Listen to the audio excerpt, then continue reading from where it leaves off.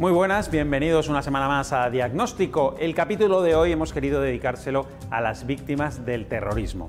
ETA y los grupos yihadistas fundamentalmente han dejado más de 900 muertos y miles de heridos en nuestro país a lo largo de las últimas décadas. Muchos de esos heridos además quedaron con importantísimas secuelas, tanto físicas como psíquicas. Hoy hemos querido invitar aquí en Diagnóstico a una persona muy especial, Irene Villa, una niña que perdió las dos piernas, como todos saben, en un atentado de ETA y que hoy día ha rehecho su vida. Vamos a recordar con ella cómo fueron aquellos momentos, cómo superó todas esas secuelas y cómo se encuentra en la actualidad. Lo vamos a hacer enseguida, justo después de un repaso por la actualidad en 3 minutos.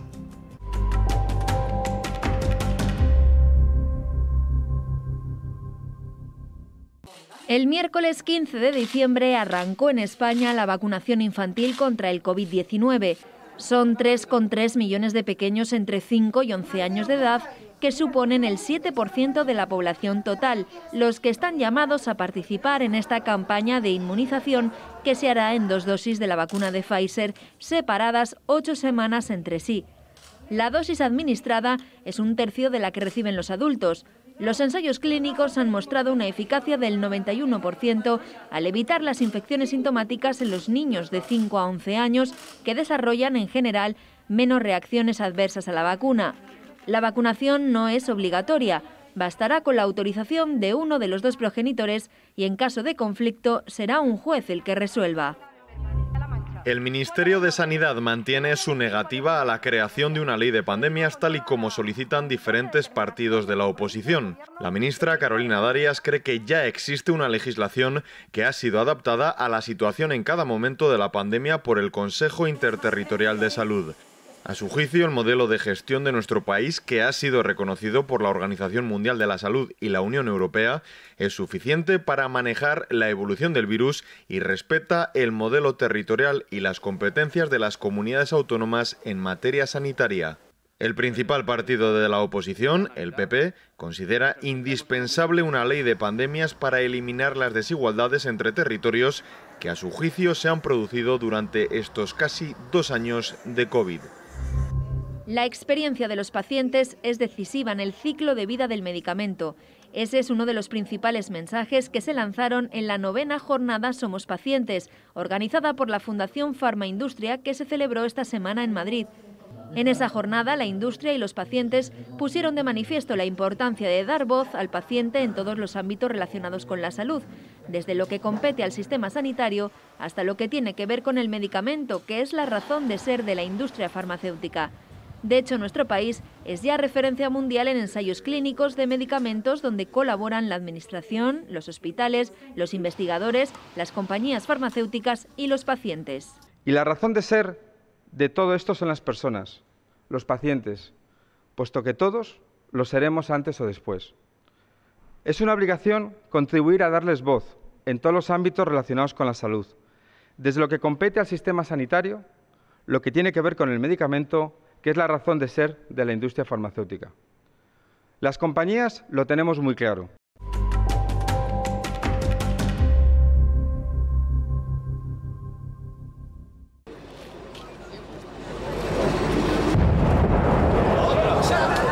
Ese sonido que acabamos de escuchar cambió la vida de Irene Villa para siempre. Fue el momento en el que estalló una bomba colocada por ETA en los bajos del coche familiar, el 17 de octubre de 1991. Era entonces una niña de 12 años y en aquel atentado perdió las 2 piernas y 3 dedos de una mano, además de múltiples lesiones. Su madre, que viajaba con ella, también sufrió la amputación de una pierna y un brazo. Irene, que se convirtió en una referencia ética en la lucha contra la banda terrorista, venció a todo, las lesiones físicas y las psíquicas. Aquella niña malherida es hoy un ejemplo de entereza, superación y optimismo. Tiene 43 años, es madre de 3 niños y ha hecho carrera como periodista, escritora y conferenciante. Y por si fuera poco, ha sido una destacada esquiadora paralímpica. Bueno, Irene, ¿recuerdas los detalles de aquel 17 de octubre, el día del atentado? Pues me acuerdo de cuando estábamos desayunando que escuchamos una explosión, una bomba. Entonces eso pues no se olvida.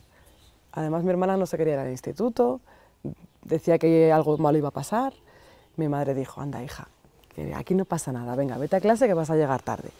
Y también recuerdo que antes de subir al coche le pregunté, mamá, ¿y si nos han puesto una bomba a nosotras también?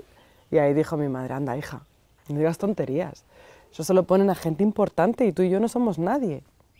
Y ya no recuerdo nada más. Ahí sucedió todo, claro. Tremendo. Tenías 12 años entonces.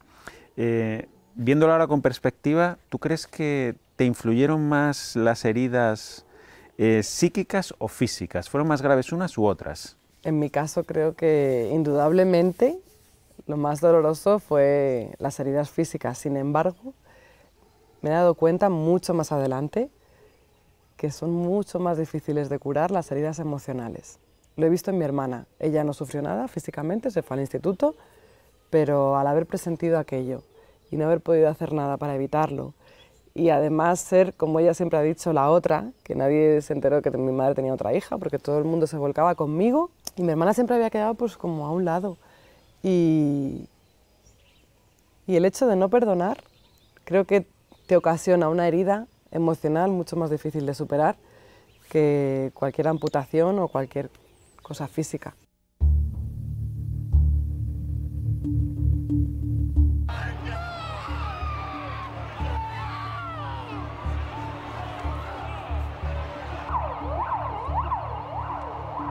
Un atentado terrorista busca crear terror en la sociedad y para ello el objetivo es hacer daño, cuanto más mejor.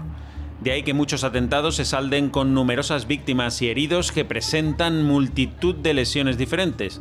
No obstante, la más común, la más frecuente, es la producida por la onda expansiva de esa explosión, la blast injury. Sería la lesión primaria que se caracteriza fundamentalmente por la afectación de órganos que tienen un mayor contenido aéreo. Fundamentalmente son los pulmones, las vísceras abdominales, como los intestinos, el estómago, y el oído, dando lugar a un blast auditivo. Lo que se produce es que en un espacio muy corto de tiempo, el pulmón, que es pues como si fuera una esponja llena de aire y sangre, sometida a unos cambios de presión brutales para los que no está preparada. Esto produce un daño en el tejido que produce destrozos en el tejido pulmonar, en los alveolos, hemorragias intraalveolares y un fallo masivo de la función de los pulmones. En espacios cerrados como los vagones de los trenes del 11M, el efecto destructor de la onda expansiva se multiplica, igual que los daños producidos por la metralla, otra de las lesiones más habituales en un atentado terrorista. La metralla, que está en ocasiones dentro del propio artefacto explosivo, tipo tornillería o clavos, ¿no? Porque al entrar en contacto con el cuerpo, pues producen una serie de lesiones penetrantes en el organismo que muchas veces son exclusivamente ellas las responsables del fallecimiento. En un entorno tan cerrado como eran muchos de los vagones, que tenían las puertas cerradas y demás, pues prácticamente era como estar en medio de un tiroteo, donde cada persona era el blanco de múltiples fragmentos, vimos de todo, amputaciones de miembros, traumatismos abdominales graves con pérdida de parte del contenido de la cavidad abdominal, pacientes que venían pues eviscerados, con hemorragias masivas, con traumatismos craneoencefálicos. Además de la onda expansiva y de la metralla, los atentados pueden producir un sinfín más de lesiones, desde traumatismos de todo tipo causados por derrumbamiento o por el desplazamiento de la propia víctima, hasta quemaduras, muy habituales también, debido a que la explosión genera gases a elevada temperatura que producen este tipo de lesiones.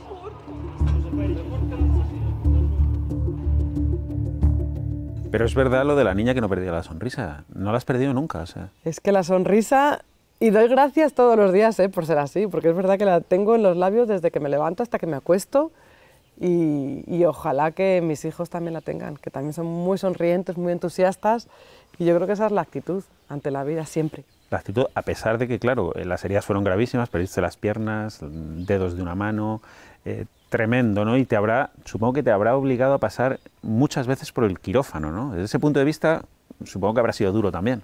Pues sí, la verdad que el hecho de perder medio muslo, porque esta pierna la perdí, bueno, entera, que por eso luego me tuve que operar, porque el encaje se me salía, era muy incómodo, por eso llevo ahora mismo un tornillo dentro de mi fémur, donde me engancho la prótesis y puedo moverla, porque antes era imposible, se me salía y me hacía mucho daño, además, las rozaduras. Pero esta, el médico decidió que en lugar de cortar las dos por aquí, que hubiera sido lo que hubiese a lo mejor hecho la mayoría de los médicos, me salvó este muslo sin la mitad. Que cada vez que mis hijos me dan en la cama una patada o veo las estrellas, ¿no? Ahí tuve que hacerme injertos, en fin, eso muchas operaciones. La verdad es que lo pienso y han sido como más de 20 años, porque entre unas cosas y otras, cuando no era este muslo, era metralla que salía del muñón, porque claro, al haber sido una bomba, había metralla en todo el cuerpo. Mi madre todavía le salía de la cara también metralla. Y a mí de muchas partes del cuerpo, del glúteo, sacaron cintas de los Beatles, que tenía mi madre en la guantera. Sí, la verdad que el médico que me salvó me dijo que en nuestro caso lo ponía en muchos congresos médicos porque fue impactante que ese trozo de carne y huesos pudiera haber salido adelante, que sobre todo haya tenido 3 hijos y que haya esquiado, que haya hecho un montón de deporte, buceado, bici, piragua, en fin. Pero supongo que habrá momentos más duros que otros. Por ejemplo, cuando te sometías a una nueva operación, fruto de todo, claro, de aquel atentado, ¿te hacías rememorar todo aquello, todo lo que habías pasado, esos momentos más amargos, diríamos, o no? ¿O intentabas evadirte? Ha habido momentos muy duros, sobre todo relacionados con la falta de salud. Yo por eso estoy muy identificada con la gente que ha sufrido la pandemia de cerca o la gente que tiene una enfermedad, tiene un cáncer, que no es lo mismo, pero yo estuve 4 años lidiando contra una bacteria que no sabía si iba a acabar ella ganando o yo la batalla. Cuando no está en tu mano la situación, yo creo que es mucho más difícil de encararlo, ¿no? Y de afrontarlo. Cuando el atentado terrorista deja múltiples víctimas mortales, un proceso de suma importancia y a veces de bastante complejidad es el de la correcta identificación de los cadáveres. Puede ser cuestión de minutos o llevar un estudio complejo dependiendo de las circunstancias y estado en el que haya quedado el cuerpo. A tal efecto existen una serie de protocolos recogidos en la legislación española que establecen los pasos que deben seguir los médicos forenses y la policía científica en sucesos, atentados entre otros, con víctimas múltiples. La identificación ya se inicia en el lugar donde ha ocurrido la catástrofe. Hay un primer triaje entre cadáveres que pueden ser identificados dactilarmente y otros que no pueden ser identificados dactilarmente. Pero ¿qué ocurre cuando los forenses se enfrentan, por ejemplo, a un cuerpo calcinado o un fragmento de un cadáver? Previa a la autopsia se realiza un estudio radiológico que puede poner de manifiesto la presencia de cuerpos extraños, prótesis, marcapasos, en fin, que esto también es un elemento de identificación. Otro elemento importante para identificar es la odontología. Lógicamente cuando tenemos una ficha dentaria pre-mortem. En algunos casos ni siquiera así es posible identificar a la víctima o hacerlo con un grado de seguridad suficiente. En ese caso se recurre a lo que los forenses denominan el gold standard, el patrón de oro de la mano de la biología molecular. Obteniendo una muestra de sangre, de músculo, de hueso largo para extraer ADN y compararlo con ADN o bien premortem de la víctima o bien con familiares de primer grado. Esto da una certeza y la identificación de prácticamente del 99,999%. La ley establece que el proceso de identificación de los cadáveres se lleve a cabo de forma coordinada entre los institutos de medicina legal y los equipos de identificación de víctimas en desastres de la Policía y la Guardia Civil. Cada equipo está formado por un médico forense, diversos miembros de esos equipos especializados de las fuerzas y cuerpos de seguridad del Estado y personal auxiliar. En España, por desgracia, no eres tú la única víctima del terrorismo. Ha habido 850 y tantos muertos, más de 6.000 heridos oficialmente, muchos más probablemente de forma extraoficial. ¿Tú entiendes que todavía haya quien condene todo lo que ha ocurrido con tibieza? Me parece terrorífico que no se condene públicamente la violencia y que no haya, pues eso, a ver cómo te lo digo. Es que yo, claro, no soy objetiva, pero como yo creo que la mayoría de los españoles tienen un rechazo total y absoluto al terrorismo. Y que haya todavía quienes no lo condenen, o incluso quienes hacen homenajes a los terroristas cuando salen de la cárcel, pues me parece doloroso porque no ha hecho nada heroico, ha asesinado. O sea, eso no se puede convertir en algo que elogiar y que aplaudir, jamás en la vida, por ninguna idea, por ningún motivo. Claro. O sea, jamás se podrá justificar la violencia, en ningún escenario. Los macroatentados o atentados con múltiples víctimas, como el 11M en Madrid, que dejó 191 fallecidos y 2.000 heridos en los trenes y estaciones de cercanías, presentan diversas particularidades desde el punto de vista de la atención sanitaria. El primero y más evidente es el de la saturación de los hospitales y los servicios de evacuación y ambulancias. Eso lo sabe muy bien el cirujano Esteban Martín Antona, al que aquellas bombas pillaron en plena guardia.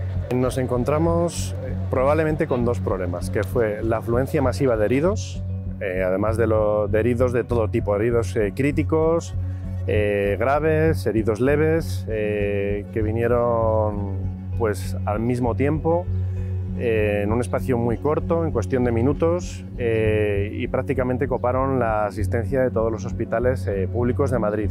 Eso obligó a tomar decisiones rápidas sobre la marcha para poner todos los recursos disponibles en cuestión de minutos al servicio de los cientos de heridos que no paraban de llegar a los hospitales. Recuerdo como anécdota que había pues, multitud de pacientes ingresados que nos pedían que les diéramos de alta para que hubiera sitio para los pacientes que venían del atentado. Y en un momento dado vi llegar a la puerta de urgencias del hospital donde trabajo un autobús de la MT lleno de heridos. Aparte de, por supuesto, las múltiples ambulancias que no paraban de llegar, vehículos de la policía, incluso vehículos privados, transportando heridos pues, con todos los grados de lesiones posibles. Y transformamos el hospital, un hospital civil, pues prácticamente en un hospital de trauma, para el control de daños, en cuestión de menos de una hora. Otra de las dificultades de un atentado masivo es decidir a quién dar prioridad, qué heridas tratar primero, qué procedimientos utilizar para salvar el mayor número posible de vidas. Tuvimos que aplicar muchas veces los principios de cirugía de control de daños, que es mantener con vida al paciente,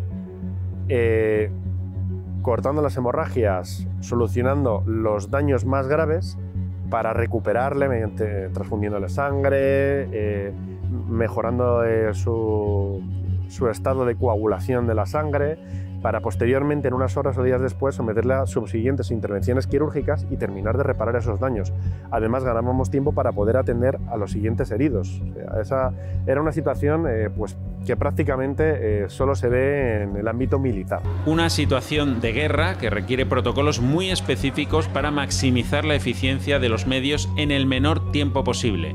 El 11M supuso un punto de inflexión en este sentido para la mejora de la formación y los procedimientos a aplicar. Posteriormente, aunque ya existía, se ha ido implementando en los servicios de urgencia extrahospitalaria y también en la formación de los especialistas hospitalarios más conocimientos en el manejo de este tipo de situaciones. Lógicamente, cuando es una cosa que solo te pasa una vez en la vida, por mucha formación que tengas, tienes que sacar pues, lo mejor de ti, lo mejor de cada equipo para actuar en ese momento.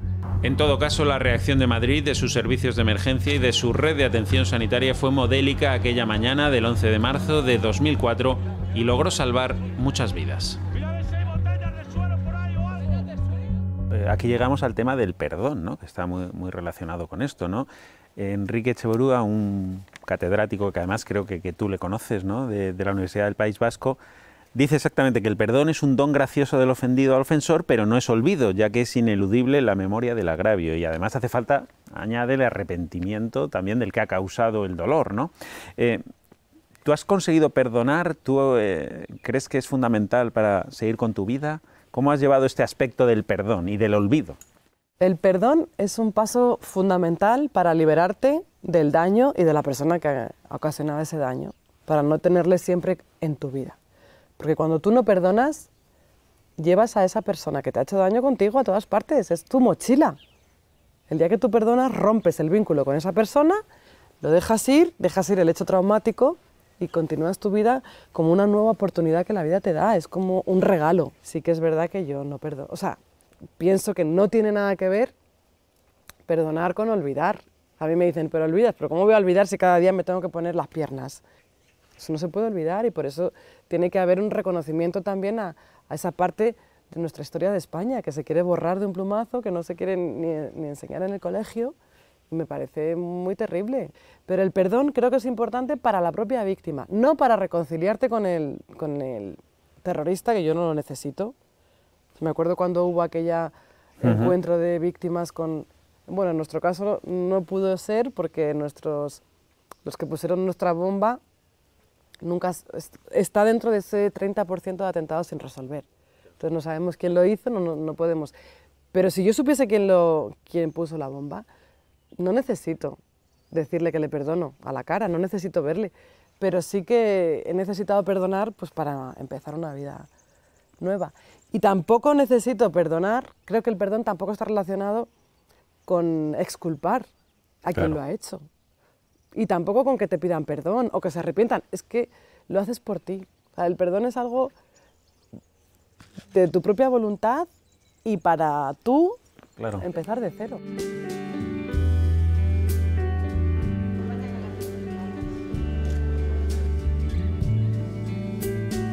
Ya hemos hablado de las lesiones más evidentes que deja un atentado terrorista, las físicas. Pero hay otras, las psíquicas, que padecen tanto los heridos como las familias de las víctimas y que son en muchos casos irreversibles, quedan de por vida como una cicatriz indeleble. Yo creo que nadie imagina lo que realmente es para una familia. Es como si entrara un tsunami de repente y tú creyeras que lo que te está pasando no es real. Teresa Jiménez Becerril es hermana del concejal del PP en el Ayuntamiento de Sevilla, Alberto Jiménez Becerril, y cuñada de Ascensión García, el matrimonio asesinado a tiros por ETA en Sevilla el 30 de enero de 1998 a la puerta de su casa.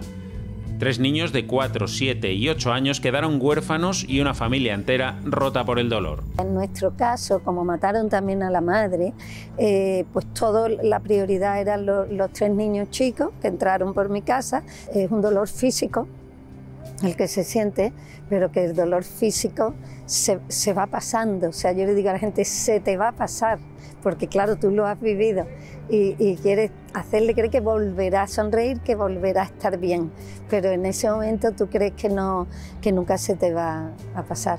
Cada cual afronta como puede ese dolor. Hay quien opta por enterrar lo sucedido. Es demasiado duro como para afrontarlo una y otra vez.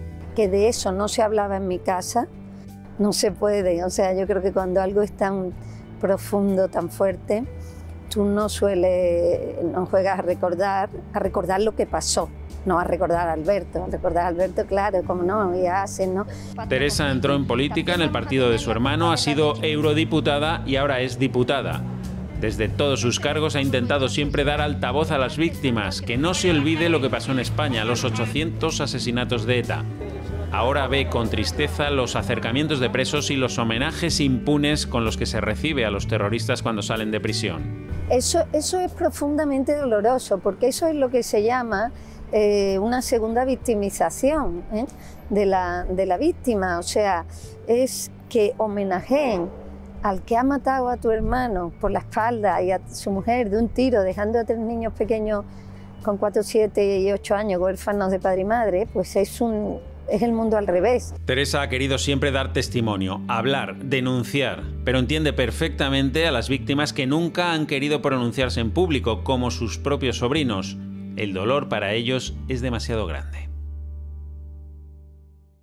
Y ya para concluir, Irene, ¿tú crees que hubiera sido otra persona de no haber ocurrido aquel atentado aquel 17 de octubre? Yo creo que la esencia es la misma y yo creo que lo que te ocurre potencia tu esencia. Entonces, incluso todas las cosas terribles que me han pasado en la vida han sido para que brille aún más esa luz que todos llevamos dentro. Así que creo que hay que tomarse las cosas así. Saber que los cambios a veces son terroríficos, muy dolorosos, pero nos obligan a sacar la artillería pesada para sacar nuestra mejor versión. Y yo creo que todo lo que me ha pasado en la vida ha sido para demostrar a mí misma que se puede, y lo que pasa que, por supuesto, que cada día me acuerdo de los 5 niños que se quedaron huérfanos el día que yo perdí las piernas, porque el teniente Carballar fue asesinado. Me acuerdo de tantas personas asesinadas y de tanta gente que ha sufrido en vano, Y no es lo mismo, ¿eh? No es lo mismo vivir sin piernas que vivir sin madre, o padre, o hermano, o marido. Claro. Así que por eso yo siempre estaré con las víctimas y entiendo también a quienes no son capaces de perdonar, pero yo se lo he dicho. A personas que le han matado a su hijo con 20 años recién entrado en la Guardia Civil, digo, no vas a cambiar el pasado, tu hijo no te lo van a devolver, pero el perdón cambia el futuro. Te da más serenidad, más tranquilidad y te da la oportunidad de cambiar de libro. A veces no solamente basta con pasar página, hay que cambiar de libro. Desde luego, esa luz que Irene lleva dentro ha salido con todo su brillo. Ha sabido perdonar y pasar página para reconciliarse con ella misma y con el mundo. Destila alegría, optimismo y es un ejemplo para todos. Eso sí, no olvida, es imposible. Como ella misma dice, todos los días se acuerda de su atentado y de los 5 niños que quedaron huérfanos en otra bomba de ETA el mismo día en que ella estuvo a punto de morir. Pues tenemos que despedirnos ya, nos hemos quedado sin tiempo. Ya saben que volvemos en una semana aquí en Diagnóstico con otro interesante asunto de salud. Como siempre, intentaremos contárselo con una perspectiva muy diferente. Les esperamos. Hasta luego.